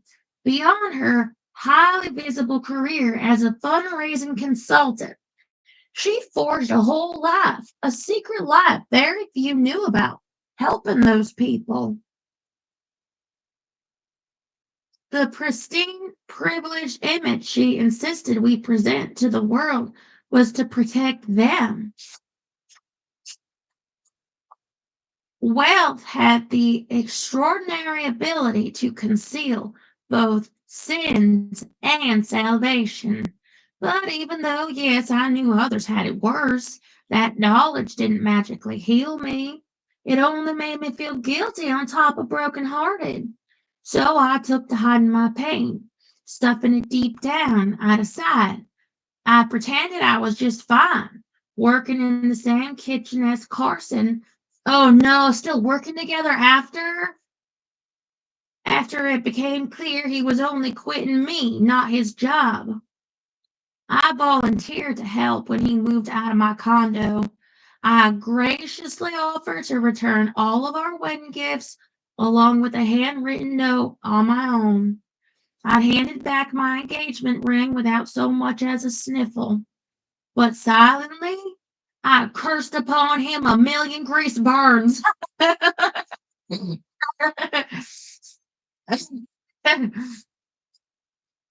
I'm sorry, but that sounds so perfectly southern to me. I cursed upon him a million grease burns. Had hoped he'd slip on off the condo's second story balcony. I'd imagined cramming down his throat all the apologetic cards I'd written, thanking people for their gift giving kindness. And when I'd handed back my engagement ring, I'd have loved to shove it somewhere the sun never shone. Ew. In short, I turned into someone I didn't know. Days seemed dimmer, nights darker, the stars stopped twinkling, bright sides vanished. I couldn't see any inner lights, even my own. With my nerves stretched wafer paper thin, I knew I had to do something drastic if I wanted to find my way back to who I'd once been, to the person who cared about myself, about others. I'd been debating on exactly what to do when I received the call from Aunt Bean last Friday about an emergency family meeting. At the tail end of our conversation, I'd made the split-second decision to ask if I could stay with her a while beyond the weekend, just a month, I added, telling her only that I wanted a change of pace of scenery. But really, I needed to return to the place where I felt the most like me. Peanut, Bean had said in that booming yet loving tone of hers, my home is your home. Stay as long as you'd like. The farmhouse had felt like home. Despite my visits being limited to long weekends, occasional holidays, and a few weeks every summer, it was always filled with a sweet vanilla scent and Bean's unconditional love, which by far overrode Addie's stoniness. But as I'd gotten older, I realized it wasn't the farmhouse that had felt like home. It was Aunt Bean. Hmm. I glanced at her now, my heart in my throat. It was impossible not to notice the rapid decline in her health since my previous visit at Thanksgiving. As I thought about her damaged heart and what that might mean for the future, I searched for even a spark of light, and I found a glimmer in the sound of Bean's delighted laughter as she swung the truck around another corner. I'd take a million death-defying rides with her if it meant I could hear that sound time and again. Being picked up the conversation, breaking the growing silence. I can see why your boss wouldn't want to lose you, Tessa Jane, even if only for a month. Not after you were nominated for Fancy Pastry Award last year. Such an honor for a chef so young. Remember, I told you about that, Addie. Yes, ma'am, she said, her tone neutral. Aunt Bean had probably called Addie or sent a text message right after hearing the news. She'd always been our go between when it came to communication, even when we were younger. As we aged, she openly told us that she reported Addie's goings on to me, and mine to Addie, unless we specifically asked her not to. She forwarded photos, shared conversations and gossip, and the everyday little things that only family would care about, should care about. As surely as I knew that Addie's favorite ice cream was pistachio, she knew mine was mocha chip. And as surely as I knew Addie had broken up with her last boyfriend because he'd been rude to a waitress, she knew how I met Carson when I got engaged and the disastrous way in which that relationship ended. Heinz beans. It was Aunt Bean's way of keeping us stitched together, even though the thread binding us was so frayed it might snap at any moment. Did you tell Tessa Jane about the part you recently landed? Aunt Bean asked her, trying so very hard to get her to engage. A role in an animated movie. Everyone in this truck knew Addie most certainly had not told me, just as everyone in this truck also knew Aunt Bean had already shared the news with me months ago.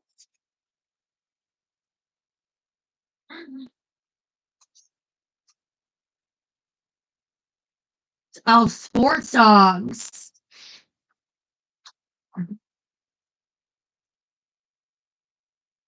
So my guess already is going to be one of them is from Space Jam. Did I get it right?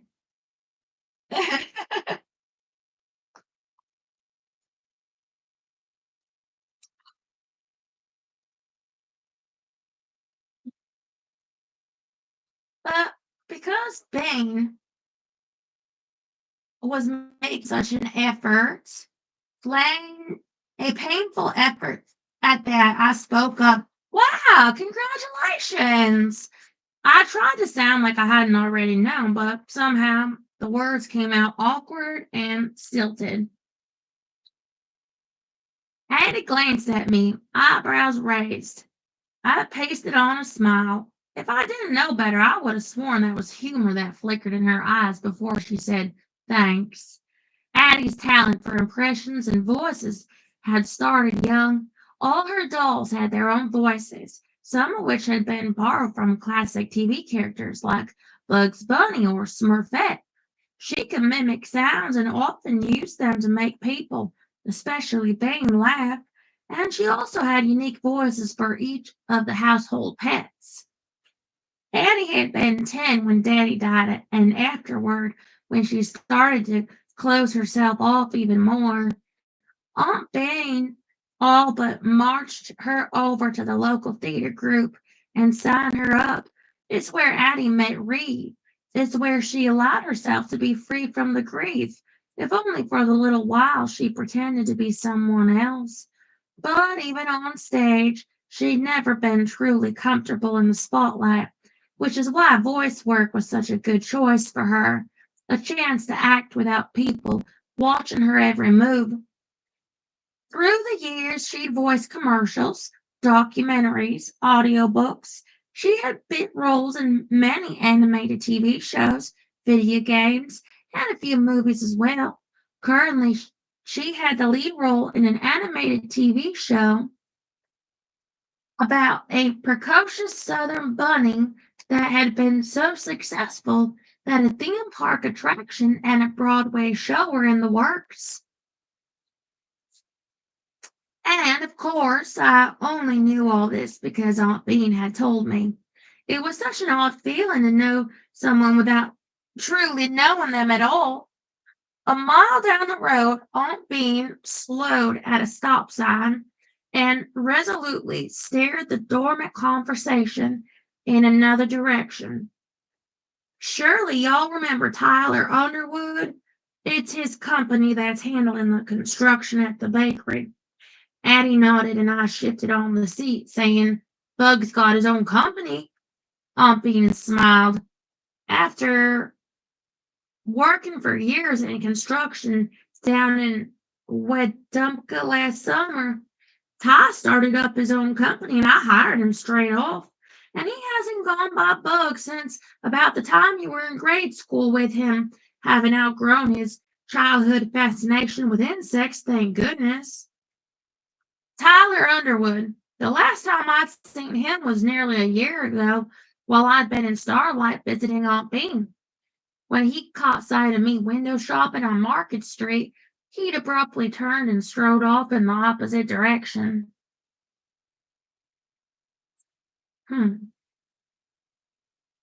So he wouldn't have to fake pleasantries. His behavior hadn't been a surprise. He didn't like me, never had, because I was a Wingrove.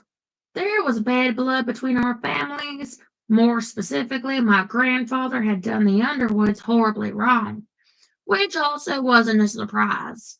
My granddaddy seemed to have done everyone around here wrong. Aunt Bean said these days he's a magnet for stray or wounded animals, all kinds. Some just show up at his door out of the blue, some he hears about from others. He always finds help for them one way or another. Right now, at his place, he's got a puny possum with an injured arm that's waiting on an opening with a wildlife rehabber, a cat with 6 kittens, and a turtle or tortoise or some such that's taken up residence in his backyard. It's a protected species, so he can't even build a deck until the critter wanders off. He jokes about having his backyard declared as a conservation land. Once, when Ty and I were in the third grade, he put a big grasshopper on my desk, one that jumped out and hit my face when I lifted the laminated wooden lid and reached inside for my library book. The class had howled with laughter, and my cheeks had burned while I recaptured the terrified critter. I'd carefully cupped it in my hands and carried it to a window to set it free, thinking the whole time that I'd have liked to stuff Ty in a desk and see how he liked it. So a few weeks later, when he was locked inside the school's gym equipment closet while returning to basketball, I decided then and there that karma just might be real. Is he going to be at the bakery this morning? I asked, warily, scratching a sudden hive on my neck. Aunt Bean downshifted. Should be.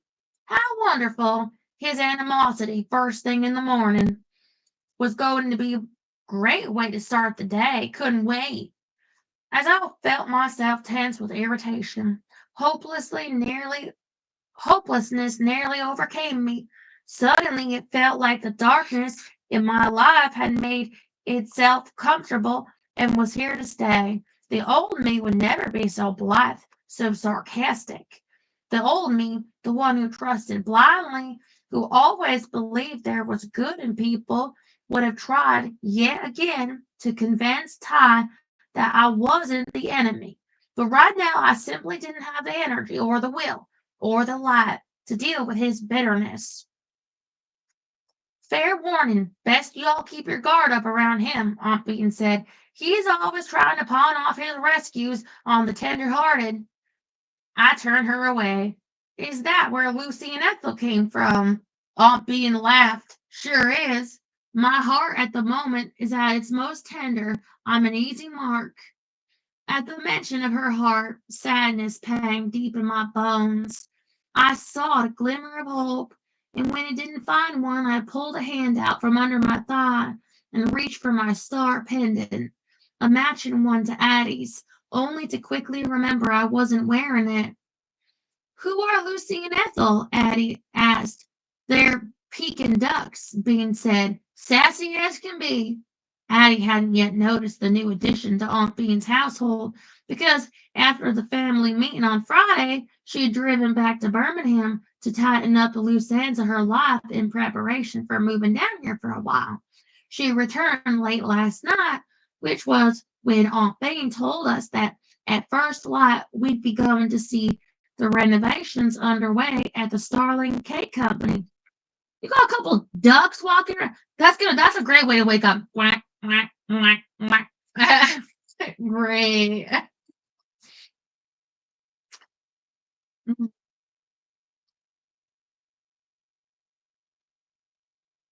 When did you get the ducks on, Bean? Addie asked, shifting ever so slightly on the bench seat. Our sides were now fully touching, molding together. It was me this time who inched away, seeking to put a smidgen of space between us. Keeping her at a distance felt all kinds of wrong, since for most of my life I wished that if she couldn't accept me as a sister, she'd at least be a friend. But now that she seemed to be letting me in a tiny bit, I couldn't help thinking it was for show, surface but no substance. All I could think to do was protect myself, put up a wall, push her away. I could not deal with more heartache. The mist turned into a steady drizzle. As Aunt Bean said, Ty came to me last week, all wide brown eyes and manly charm, saying a pair of ducks needed a new home. One with a pond, preferably. Next thing I knew, I was hiring him to build me a quack shack. There was lightness in Addie's voice as she said, I hope he gave you a discount at least. Her voice was mesmerizing, even more so when there was humor in it. It was no wonder she was in high demand for work. To be honest, though, I've been surprised Addie had pursued voice acting at all. I'd always thought she'd stay in Starlight and become the next sugar bird. She loved baking cakes.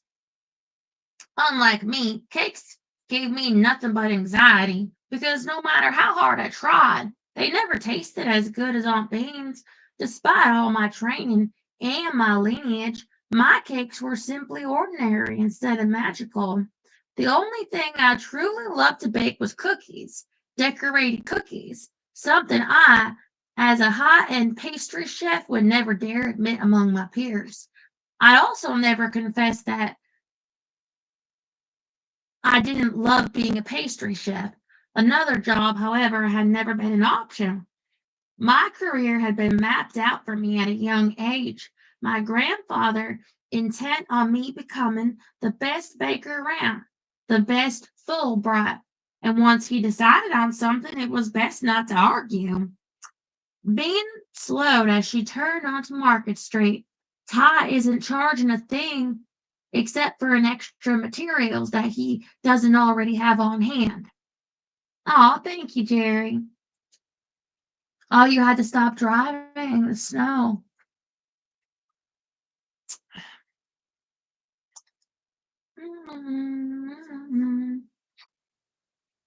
He's planning to start work on it soon, so don't go being surprised if you see him at the farmhouse. I silently cursed the bad timing. I'd simply try to stay out of his way. I would not try to befriend him, or apologize for my grandfather's behavior, or even talk to him unless absolutely necessary. Then I sighed, absolutely hating that disconnection was my first line of thought. I might be having trouble with seeing bright sides at the moment, but I could see my shadow, what we called the dark side to our gift, just fine. It emerged when fear based emotions like panic and anxiety and insecurity ran high, when hope seemed out of reach. Addie's shadow was that she had trouble keeping a secret. Aunt Bean developed insomnia, and me, my personality flip flopped. I became unsociable and unfriendly, cool and distant. Shadows in general were often like passing clouds and didn't linger, but recently mine had taken over, and I had hoped that being here with Aunt Bean and Starlight would help me find my way back to the light. Yet here I was inching away from my sister and planning to outright avoid Ty, determined to fight for who I used to be. I forced myself to inch closer to Addie once again, and I told myself I'd simply be gracious to Ty. Nothing more, nothing less. How's his mama doing? Addie asked. The concern in her voice worried me. Is something going on with Miss Ernie? Bless her heart, Bean said, her voice full and round with affection as the truck ground to a stop at the red light. Ernie was diagnosed with breast cancer last spring. I hadn't heard about the diagnosis, but then again, I hadn't visited Starlight as often as I should have after meeting Carson, and certainly not in the final months before the wedding. The planning had taken up a lot of my world for a while. I'm sorry to hear it, I said. I immediately wanted to send her a note and bake her some sugar cookies, which she'd always claimed to be her favorite. Ernestine Underwood had been a good friend of Bean's forever, and surprisingly kind to me despite the fact that my grandfather had a hand in destroying her family. Bean said, doctors are optimistic. Ernie just wants the chemo over and done with. She says the only bright side to the situation is that it's helped her overcome her fear of needles. Lately, she's been talking about getting a big old tattoo once all is over and done with. Some think she's joking, but I wouldn't be the least bit surprised if she goes through with it. Has she been able to keep working? I asked.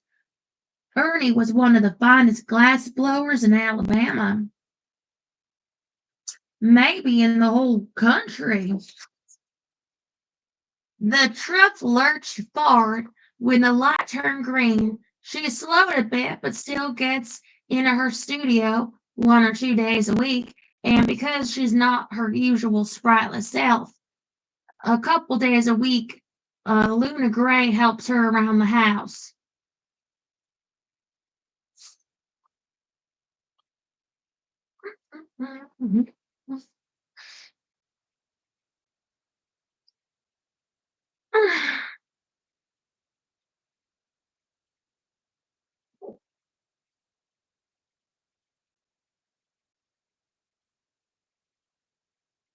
Dustin and such, Luna with her youthful energy lights the place up, and personally, I think that's been more beneficial to Ernie than anything.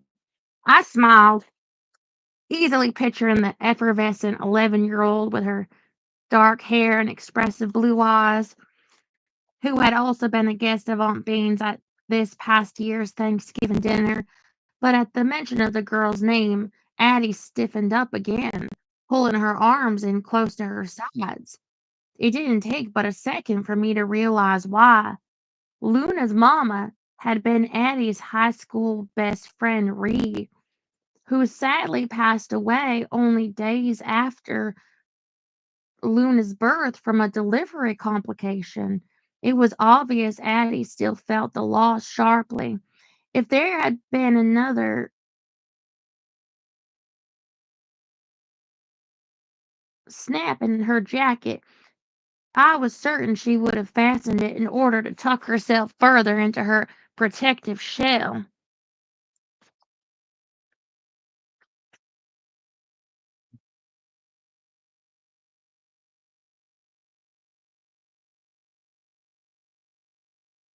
The one she used to hide her pain and grief.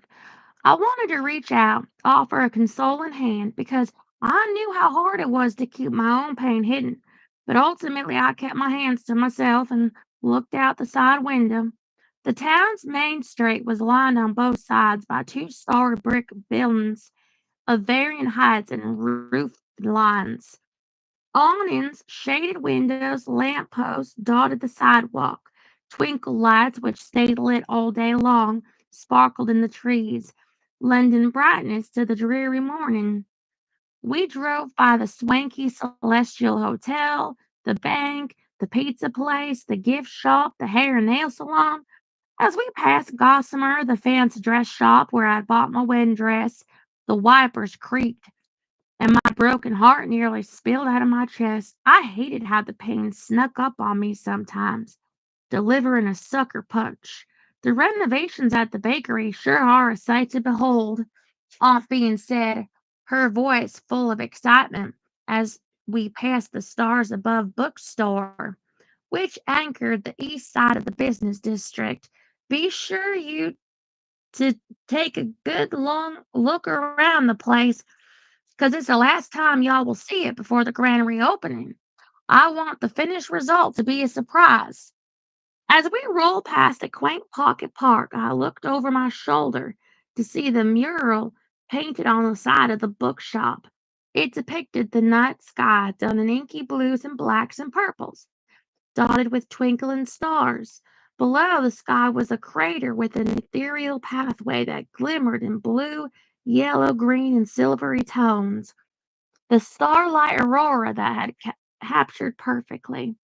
As I looked forward once again, I noticed a flock of silvery starlings landing in a crepe myrtle on the edge of the bakery's parking lot. In our family folklore, the birds were departed loved ones who now acted as guardians, mostly of the starlight field, protecting the buried star, partly of us.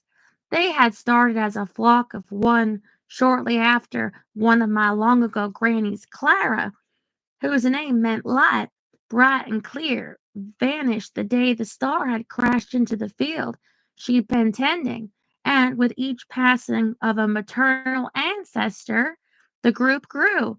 Currently, it was 18 strong, and one glance was all it took to know these beautiful birds were far from ordinary. Their iridescent feathers were more silver than black, and were able to shimmer even in the dimmest light. However, seeing them now brought a slight quiver of unease.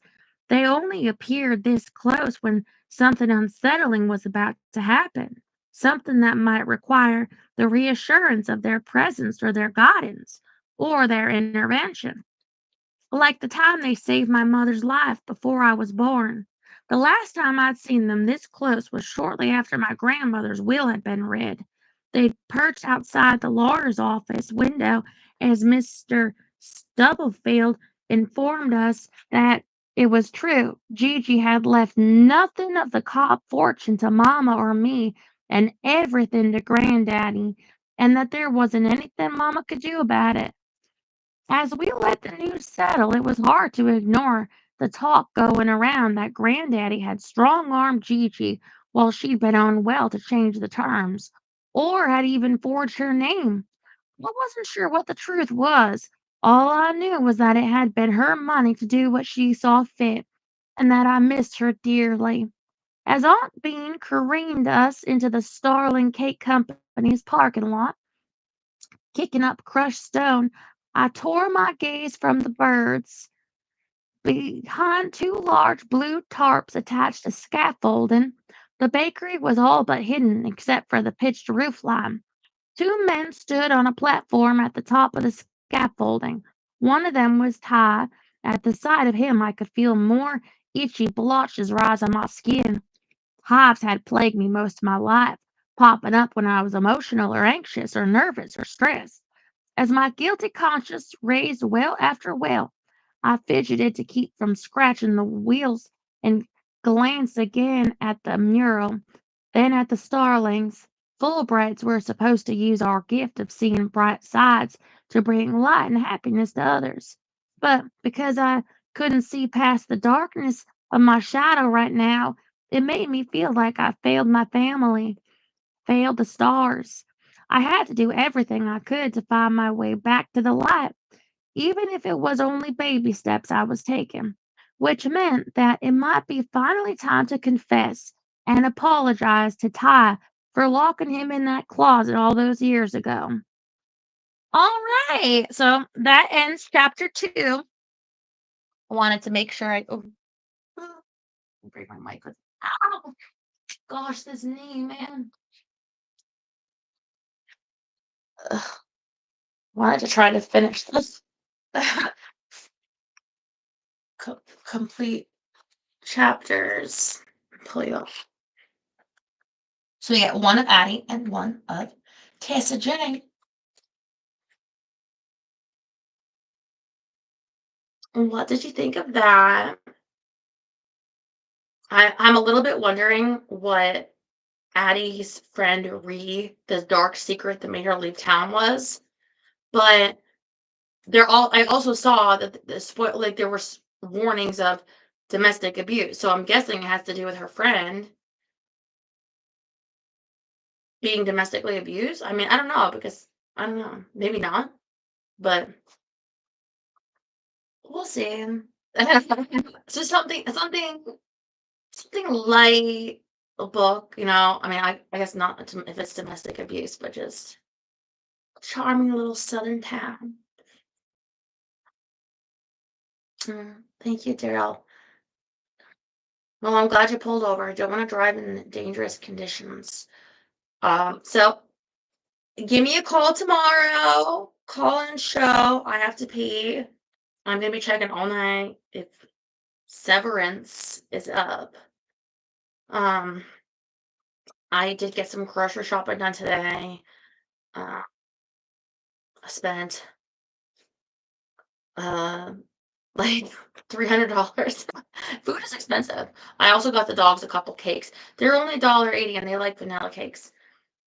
Um, and but anyway, but I got salmon, so I'm gonna make some salmon and see if Severance is on. Yeah.